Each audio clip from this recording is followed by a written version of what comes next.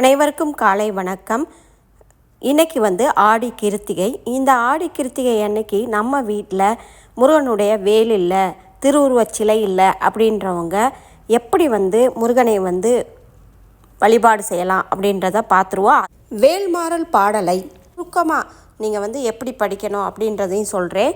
இப்போ நம்ம வீட்டில் எதுவுமே சிலையோ வேலோ இல்லை என்றால் ஒரு விளக்கு மட்டும் ஏற்றிட்டு இந்த பாடலை நீங்கள் சொல்லணும். கோயிலுக்கு போயிட்டு வாங்க, வேல் வாங்கி முருகன் கோயிலுக்கு போய் வேல் வாங்கி வச்சு நீங்கள் அந்ததையும் பூஜை செய்யலாம்.